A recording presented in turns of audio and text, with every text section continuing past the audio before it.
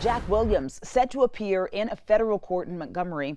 Williams faces charges in connection with a public corruption investigation. This year, I've been in contact with the ABC affiliate in Chicago. I actually just got off the phone with them. This new information just coming out this morning. Two children in Tarrant thankful this morning for the bravery to do an act that may have saved their lives. Talking a lot about North Korea, but first we want to take a live look at this picture here on Sat 12. Rex Tillerson preparing to get off of that plane. He is in Kuala Lumpur this hump day, and Charles Daniel has a look at your forecast. Something feels very familiar about this forecast. By the time we get to Friday, I'm going to be so sick and tired. Window officials on the scene revealed the bus driver was that person killed in the accident. They, though, have not released that driver's name. Rain is actually starting to fall here in Coleman. That is exactly why this car dealership did this. You can see these plastic pieces have been put on the back windows and on some of these cars on the rooftops. I'll say a rough morning commute for folks there in Maryland. Let's go out live if we can to an aerial view here on Sat 12 over that accident. You can see the flashing lights there on the interstate. Are we gonna floss? No. Can we do it? I don't think we're that talented. All right, Sarah. And this time, I'm going to be the model. Ooh. I love it. This is gorgeous on you. New this morning, a new study putting a damper on happy hour. Womp womp. Right? An international team of researchers. On ABC 3340.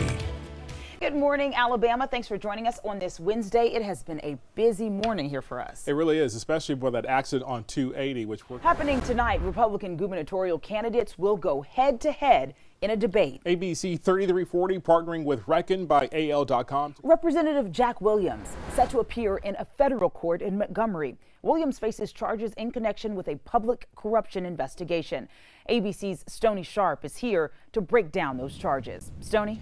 Wire fraud. More charges could be on the way for a Lee County attorney. Gabriel Smith is accused of an indecent act with a child. Investigators say it happened back in 2003. Smith was 18 at that time. The alleged victim was 12. Smith is out of jail on bond.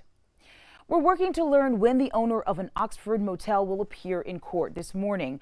Barhut Kumar Patel is charged with reckless endangerment and promoting and soliciting prostitution. He owns Budget Inn Express on Berry Street, but it was shut down yesterday.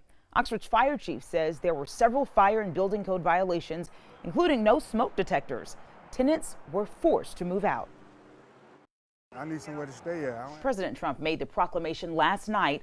The flags will remain lowered until Bush's funeral, which is on Saturday. According to the George Bush Presidential Library, her body will lie in repose from noon to midnight Friday at St. Martin's Episcopal Church in Houston. Saturday services are by invite only. She will be buried on the grounds of the Bush Library at Texas A&M University. Bush was battling congestive heart failure. She died Tuesday. She was 92 years old. Right now, people in Center Point demanding to know why it's taking so long to build promised storm shelters. The Jefferson County Commission tells us it's because the city didn't qualify for federal assistance when a tornado hit the area in 2012. Jefferson County was able to acquire federal funding and grants to build storm shelters in the areas affected by the 2011 tornadoes. Commissioners say the long wait is due to the lack of resources. And next in sports, Alabama head coach Nick Saban gives an update on the Tua Tagovailoa's status for 8A. Window officials on the scene revealed the bus driver was that person killed in the accident. They, though, have not released that driver's name. It was about 5:30 this morning when that bus went off of Interstate 10 in Loxley into the median and plunged down into a ravine under a bridge. On board were about 45 people, most of those students from Channelview High School's band, that school near Houston, Texas. Okay, so this picture you're looking at right now is of those students at Disney World. They were headed back from a trip to Disney World in Florida. That picture taken just a day ago. The Alabama Law Enforcement Agency says that there is no sign the driver hit the brakes of that bus. And right now they're investigating a couple of different things that could have been factors in all of this as they await for the toxicology report.